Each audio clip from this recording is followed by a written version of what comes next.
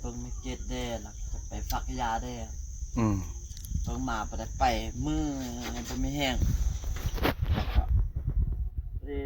เตรียมจะไปเตรียมเครื่องหมดแล้วน้องโทรบอกว่าอ้ายบ่ไปเด้อยานเสาร์ลีจะกันลูกน้องจะบ่อยู่ไปเวียงมันแม่นเราคืนสิไปมาช่วยนี่เด้มื้อนี้สิไปแล้วเด้ไปแล้วบ่เห็นนะยังกินข้าวอยู่กี่โทร5กันกินนี่ค่อยขึ้นมาบ่เห็นบ่เขาบ่ทันเข้ามาเด้อ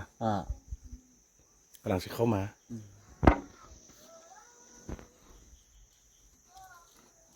เราสิออกกินข้าวแล้วสิออกไปเป็นปักหลายเพิ่นว่าน่ะไปขับรถเหรอไปเช็ครถอันดังไม่ยังกึกไม่ยังดังที่บ่อ่ะล่ะอ๋อแล้วบ่เป็นช่าง ดังเขาว่าดังแห้งคึกสองหลังมันก็ไม่ได้ใช่เฮ็ดบางทีก็ดังน็อตจับบ่แน่นซื่อก็มี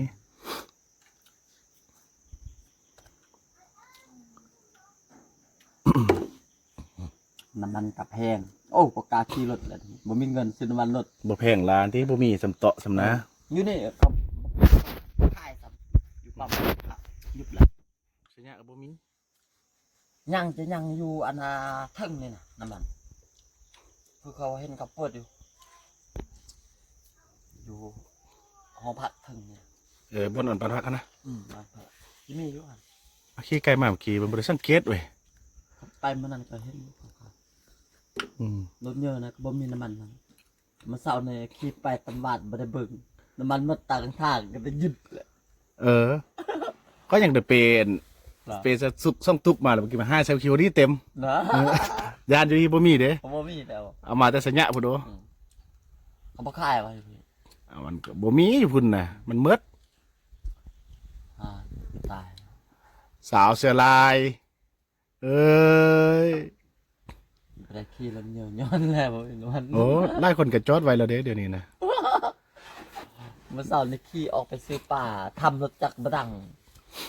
เอารถเยอะไปซื้อป่าซื้อเติมมานาน300,000ขี่จักรรอบแล้วนี่น่ะ5-6 รอบแล้วนี่ไม่ได้ประกาศขี่เลยอย่าน้ำมันหมดตำทางนี่ก็ยังอันนั้นเอายังอันยอดไปเอาขี่จักรไปการเอาแซ่บบ่ไอ้ยงแซ่บเฮงซ้ำสกินงัวหมดแล้วเนาะเอากินหมดว่าซะได้น่ะเขามาเอานำว่าเขามาเอาอยู่เขามา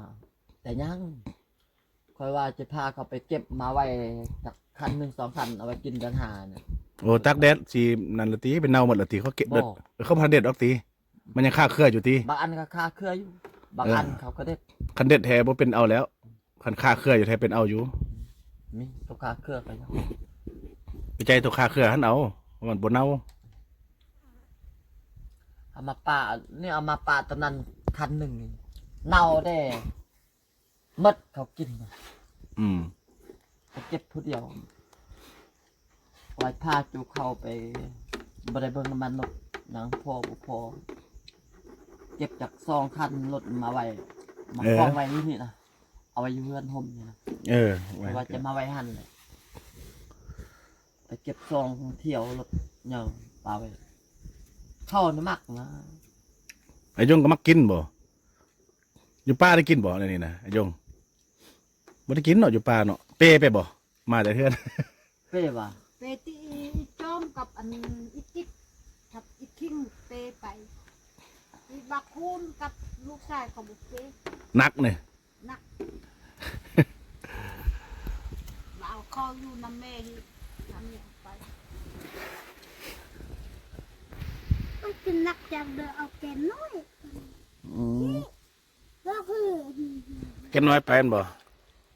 ทำนี่แหละกันเนี่ยก็หันบ่ได้เนาะ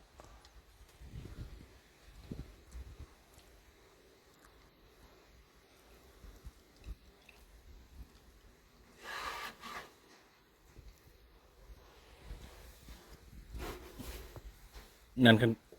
ยังมีต้อมเนาะไล่พร้อมเดี๋ยวอายุง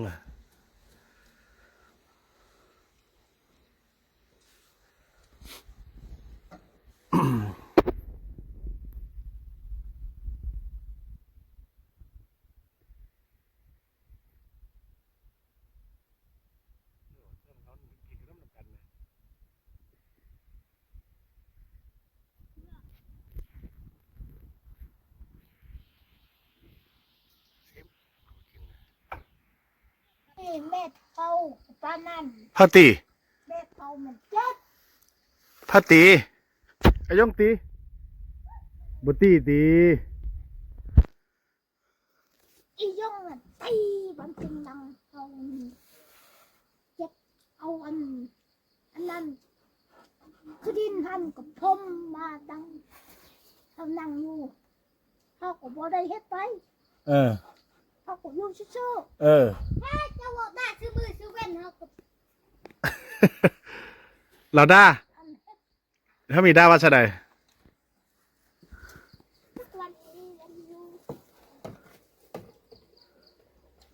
น้ำกินตินั่นนะตักไว้พี่เลย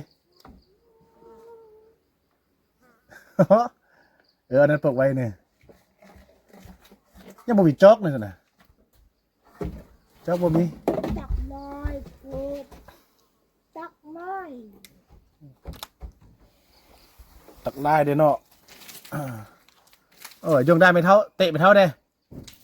เตะไม่ แม่ เท่า มันบอกซื้อมือซื้อเว้น ว้ายังไปเตะไม่เท่าบ้าบใดไปเตะเขาไม่เท่าคุณ บอกป่งเป่งปลงป่งนี่ก็เตะตั้งลังเฮาแม่อยู่เตะชิมมือเอาดำชายตัวนั้นชิมมาเอาไม่หินกับฟังมาแม่ก็บอกเฮ็ดอันนี้อันนั้นแม่ก็นั่งอยู่ซื่อ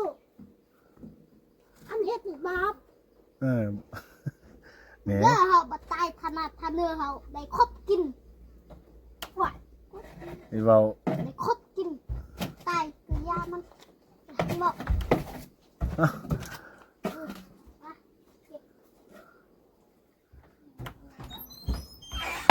คุณ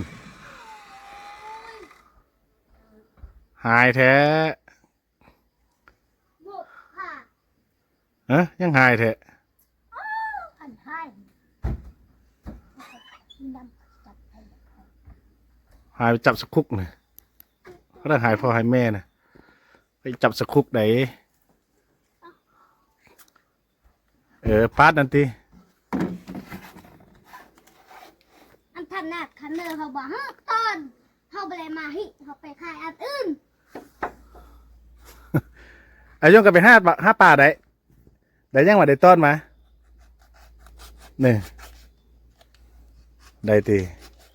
เดี๋ยวจะมาเนี่ยเอาเบื่อมาเดี๋ยวเขาไปเอาอีกหักยืนเองหักกินเองเนี่ยเกิดอันนั้นเอาอันจบเลยเอาให้กินในเขาชิ้นไปเลยมาตอนชิ้นปลาก็ไปเลยมาตอนชิ้นเด้อก็ไปเลยปลาตอน เจ้าหูทาง เจ้าบอกหูทางเจ้าไปเอาอื่นไปอย่างกินกับการกินน้ำอุ่นเจ้าไม่ได้สั่งพอไป